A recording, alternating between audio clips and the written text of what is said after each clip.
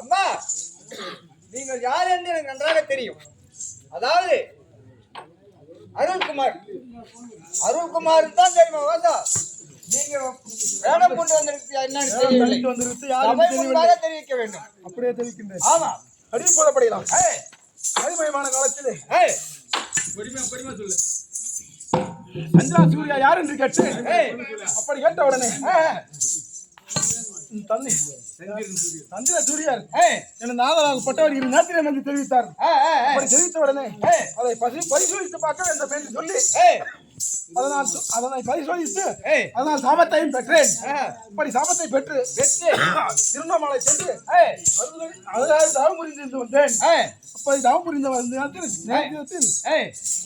சுத்தமயிலா சூரனாகப்பட்டவன் தேவர்களை அசோகனம் செய்து வந்தான். ஆமா, அப்படி அசோகனம் செய்து வந்த நேரத்தில் திருவண்ணாமலையை சென்று அருள்நடி நம்பி அழகாக தவம் தெரிந்து சங்கரித்து தேவனின் எதிர்பார்க்கமாக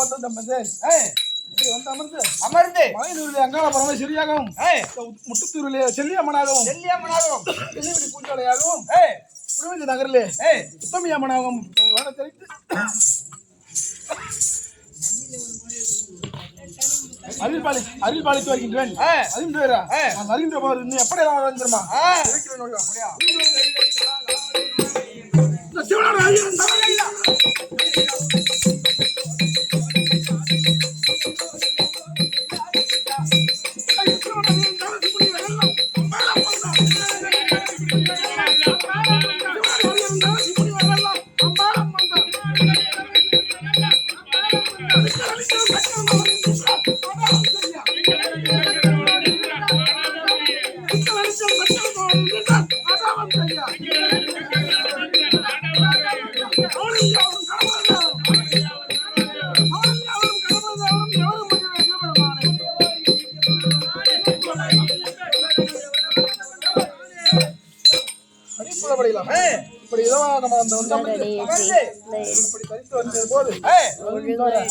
வருகின்ற போது யாராரு என்னென்ன செய்து வருகின்ற தெரியுமா?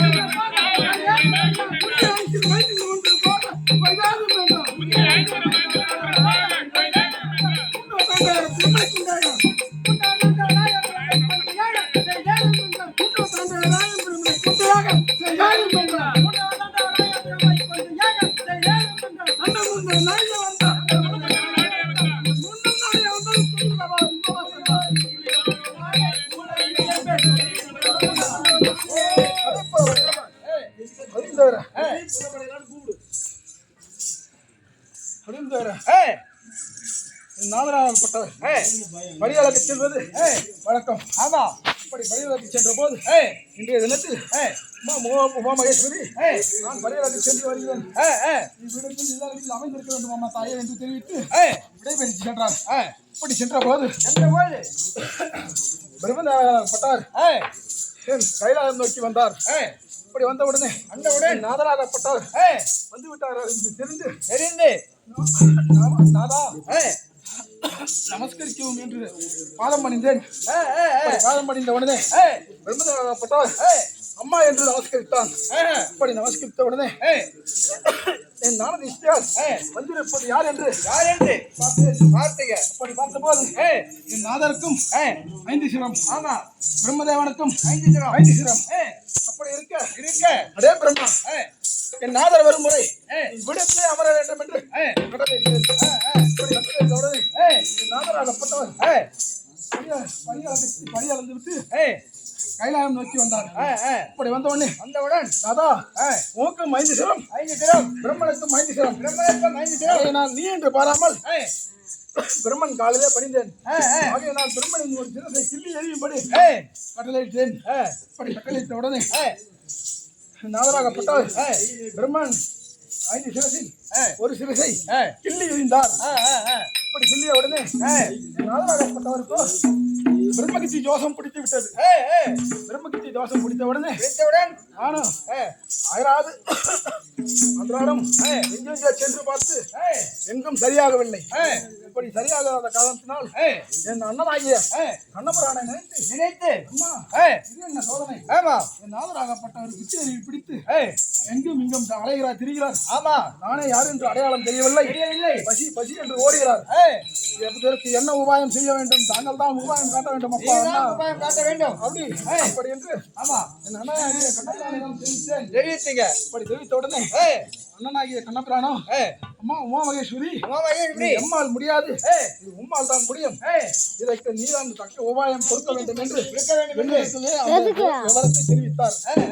அப்படி தெரிவித்த உடனே நான் என்ன செய்ய வேண்டும்? எனக்கு விளக்கமாக தெரிவிக்க வேண்டும் அப்பா அண்ணா அப்படி என்று கேட்டேன். அப்படி கேட்ட உடனே அம்மா உமா மகேஸ்வரி நீயோ சாதத்திலே முதலசாரம் கலந்து ஒவ்வொரு சாதமாக எடுத்துக் கொண்டு வந்தால் இந்த கபாலமாகப்பட்டது இறங்கி ஒவ்வொரு சாதமாக பொறுக்கிக் கொண்டு வரும். அப்படி பொறுக்கிக் கொண்டு வரும்போது நாதராகப்பட்டவரும் கையில் இருந்த கபாலம் இறங்கி ஒவ்வொரு சாதமாக பொறுக்கிக் கொண்டே வந்தது. பொறுக்கிக் கொண்டு வந்த போது என் கையில இருக்கப்பட்ட சாதம் தீர்ந்து விட்டது. அப்படி தீர்ந்த உடனே கபாலமாகப்பட்டது அப்படி பற்றிய உடனே அந்த இடத்தில் அங்காளியாக மாறினேன். அங்காளாக மாறி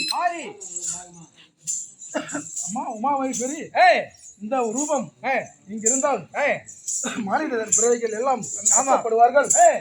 தானும் உருவத்தை மாற்றி தாந்த ரூபமாக மலையூரிலே அங்காள பரமேஸ்வரியாகவும் புலிவந்தி கிராமத்தில் உத்தமியாகவும் செல்லி பூஞ்சோலையாகவும் காட்சி அளித்து அறிவாளித்து வருகின்றேன். அதையும் தவிர என்னை நான் வருகின்ற போது யாரை ஏற்றுகிறார் தெரியுமா? இருக்கிறேன்.